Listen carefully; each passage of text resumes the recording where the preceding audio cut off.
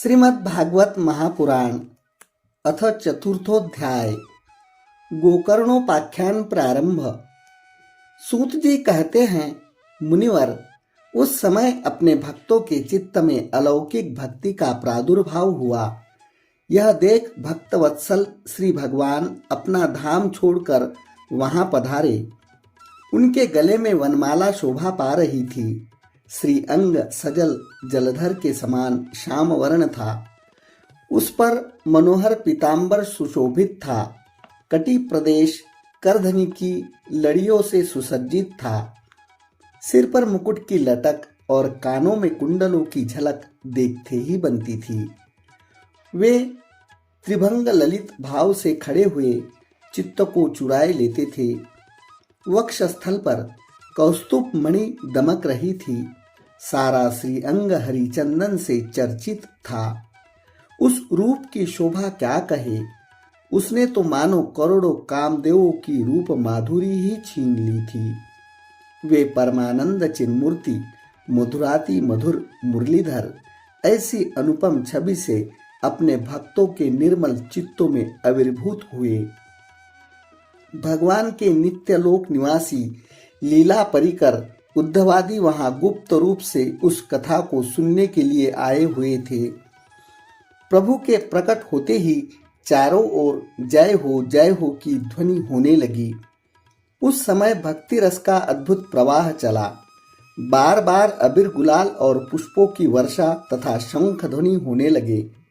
उस सभा में जो लोग बैठे थे उन्हें अपने देह, गेह और आत्मा की भी कोई सुधि न रही।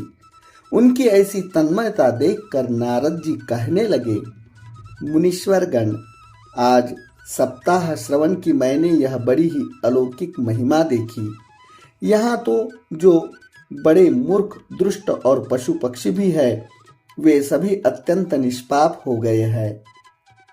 अतः इसमें संदेह नहीं कि कली काल में चित्त की शुद्धि के लिए इस भागवत कथा के समान मर्त्यलोक में पाप पुंज का नाश करने वाला कोई दूसरा पवित्र साधन ही नहीं। मुनिवर, आप लोग बड़े कृपालु हैं। अपने संसार के कल्याण का विचार करके यह बिल्कुल निराला ही मार्ग निकाला है। आप कृपया यह तो बताइए कि इस कथारूप सप्ताह यज्ञ के द्वारा संसार में कौन कौन लोग पवित्र हो जाते हैं। सनकादि ने कहा, जो लोग सदा तरह तरह के पाप किया करते हैं, निरंतर ही दुराचार में तत्पर रहते हैं और उल्टे मार्गों से चलते हैं, तथा जो क्रोधाग्नि से जलते रहने वाले कुटिल और काम परायण हैं, वे सभी इस कलयुग में सप्ताह यज्ञ से पवित्र हो जाते हैं। जो सत्य से च्युत, माता पिता की निंदा करने वाले, तृष्णा के मारे व्याकुल, आश्रम धर्म से रहित, दंभी, दूसरों की उन्नति देखकर कुढ़ने वाले और दूसरों को दुख देने वाले हैं, वे भी कलयुग में सप्ताह यज्ञ से पवित्र हो जाते हैं। जो मदिरापान, ब्रह्म हत्या, सुवर्ण की चोरी, गुरु स्त्री गमन और विश्वासघात, ये 5 महापाप करने वाले, छल, पद्म परायण, क्रूर, पिशाचों के समान निर्दयी, ब्राह्मणों के धन से पुष्ट होने वाले और व्यभिचारी है, वे भी कलयुग में सप्ताह यज्ञ से पवित्र हो जाते हैं। जो दुष्ट आग्रह पूर्वक सर्वदा मन, वाणी या शरीर से पाप करते रहते हैं, दूसरे के धन से ही पुष्ट होते हैं तथा मलिन मन और दुष्ट हृदय वाले हैं, वे भी कलयुग में सप्ताह यज्ञ से पवित्र हो जाते हैं। नारद जी, अब हम तुम्हें इस विषय में एक प्राचीन इतिहास सुनाते हैं। उसके सुनने से ही सब पाप नष्ट हो जाते हैं। पूर्व काल में तुंगभद्रा नदी के तट पर एक अनुपम नगर बसा हुआ था। वहाँ सभी वर्णों के लोग अपने अपने धर्मों का आचरण करते हुए सत्य और सत्कर्मों में तत्पर रहते थे। उस नगर में समस्त वेदों का विशेषज्ञ और श्रौत स्मार्त कर्मों में निपुण एक आत्मदेव नामक ब्राह्मण रहता था।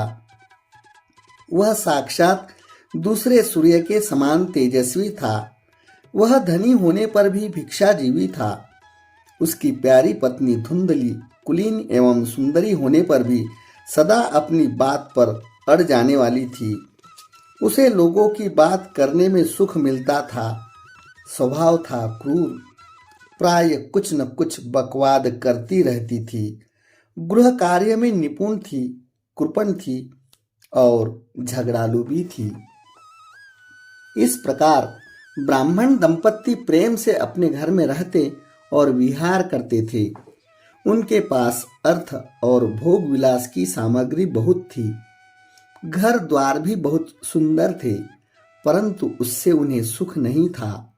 जब अवस्था बहुत ढल गई, तब उन्होंने संतान के लिए तरह तरह के पुण्य कर्म आरंभ किए और वे दीन दुखियों को गौ, पृथ्वी, सुवर्ण और वस्त्रादि दान करने लगे। इस प्रकार धर्म मार्ग में उन्होंने अपना आधा धन समाप्त कर दिया, तो भी उन्हें पुत्र या पुत्री किसी का भी मुख देखने को न मिला। इसलिए अब वह ब्राह्मण बहुत ही चिंतातुर रहने लगा। एक दिन वह ब्राह्मण देवता बहुत दुखी होकर घर से निकलकर वन को चल दिया। दोपहर के समय उसे प्यास लगी, इसलिए वह एक तालाब पर आया। संतान के अभाव के दुखने के उसके शरीर को बहुत सुखा दिया था, इसलिए थक जाने के कारण जल पीकर वह वहीं बैठ गया। 2 घड़ी बीतने पर वहां एक सन्यासी महात्मा आए।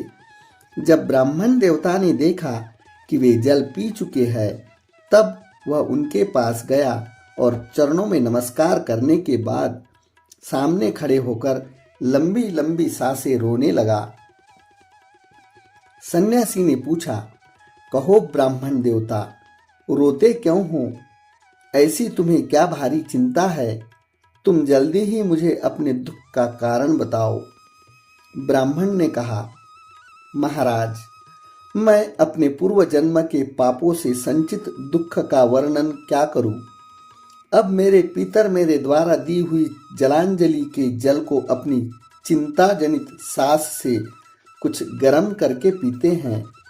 देवता और ब्राह्मण मेरा दिया हुआ प्रसन्न मन से स्वीकार नहीं करते। संतान के लिए मैं इतना दुखी हो गया हूँ कि मुझे सब सुना ही सुना दिखाई देता है। मैं प्राण त्यागने के लिए यहाँ आया हूँ। संतानहीन जीवन को धिक्कार है, संतानहीन गृह को धिक्कार है, संतानहीन धन को धिक्कार है और संतानहीन कुल को भी धिक्कार है। मैं जिस गाय को पालता हूँ वह भी सर्वथा बांझ हो जाती है। जो पेड़ लगाता हूँ उस पर भी फल फूल नहीं उगते। मेरे घर में जो फल आता है वह भी बहुत जल्दी सड़ जाता है। जब मैं ऐसा अभागा और पुत्रहीन हूँ, तब फिर इस जीवन को ही रखकर मुझे क्या करना है? यूं कहकर वह ब्राह्मण दुख से व्याकुल हो उन सन्यासी महात्मा के पास फूट फूट कर रोने लगा। तब उन यतिवर के हृदय में बड़ी करुणा उत्पन्न हुई।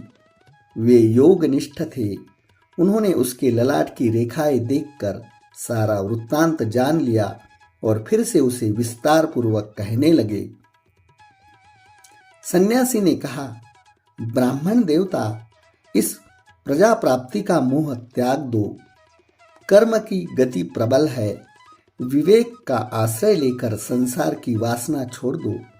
विप्रवर, सुनो, मैंने इस समय तुम्हारा प्रारब्ध देखकर निश्चय किया है कि 7 जन्म तक तुम्हारे कोई संतान किसी प्रकार की नहीं हो सकती।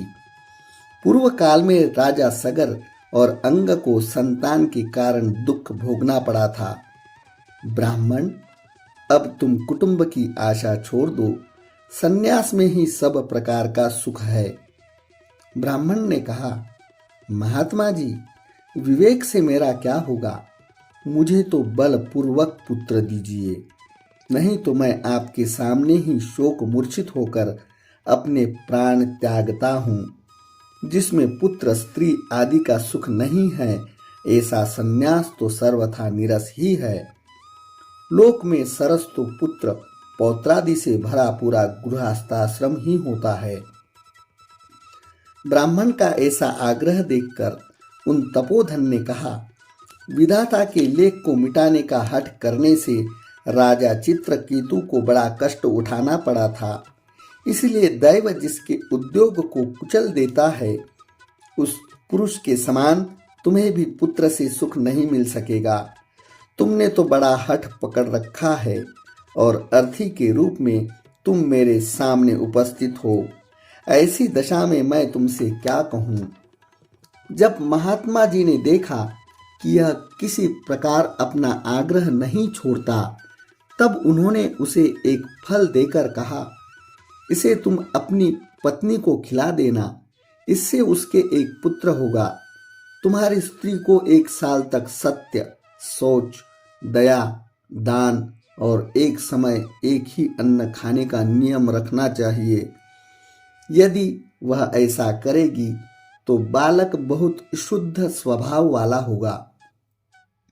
यूं कहकर योगीराज चले गए और ब्राह्मण अपने घर लौट आया। वहां आकर उसने वह फल अपनी स्त्री के हाथ में दे दिया और स्वयं कहीं चला गया। उसकी स्त्री तो कुटिल स्वभाव की थी ही। वह रो रो कर अपनी एक सखी से कहने लगी, सखी, मुझे तो बड़ी चिंता हो गई। मैं तो यह फल नहीं खाऊंगी। फल खाने से गर्भ रहेगा और गर्भ से पेट बढ़ जाएगा, फिर कुछ खाया पिया जाएगा नहीं। इससे मेरी शक्ति क्षीण हो जाएगी। तब बता, घर का धंधा कैसे होगा? और दैववश यदि कहीं गांव में डाकुओं का आक्रमण हो गया तो गर्भिणी स्त्री कैसे भागेगी? यदि शुकदेव जी की तरह यह गर्भ भी पेट में ही रह गया तो इसे बाहर कैसे निकाला जाएगा? और कहीं प्रसव काल के समय वह टेढ़ा हो गया तो फिर प्राणों से ही हाथ धोना पड़ेगा। यूं भी प्रसव के समय बड़ी भयंकर पीड़ा होती है।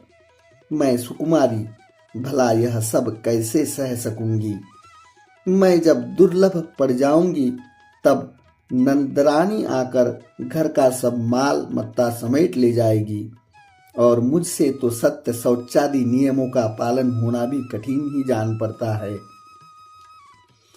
जो स्त्री बच्चा जनती है उसे उस बच्चे के लालन पालन में भी बड़ा कष्ट होता है।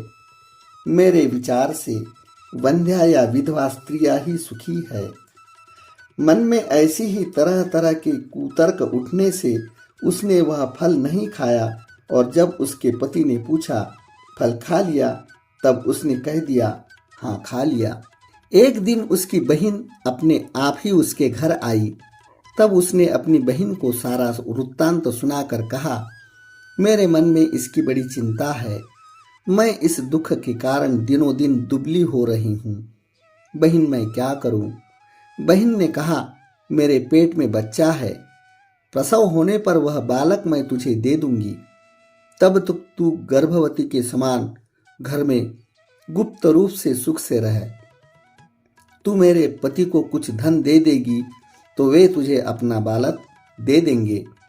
हम ऐसी युक्ति करेंगे कि जिसमें सब लोग यही कहे कि इसका बालक 6 महीने का होकर मर गया और मैं नित्य प्रति तेरे घर आकर उस बालक का पालन पोषण करती रहूंगी।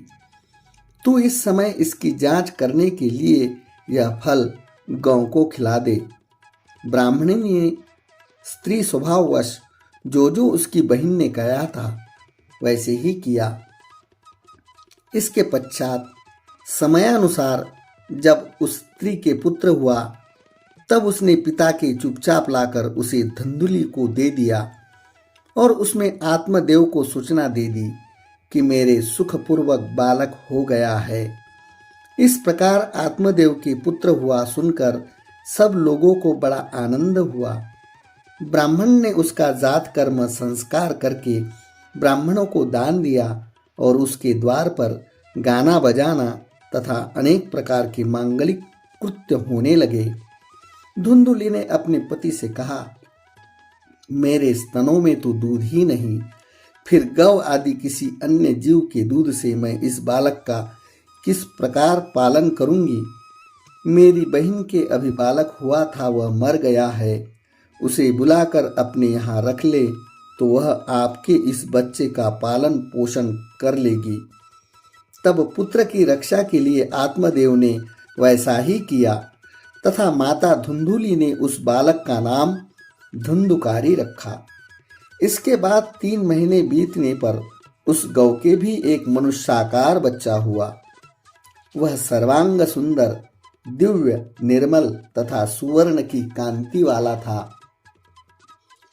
उसे देखकर ब्राह्मण देवता को बड़ा आनंद हुआ और उसने स्वयं ही उसके सब संस्कार किए।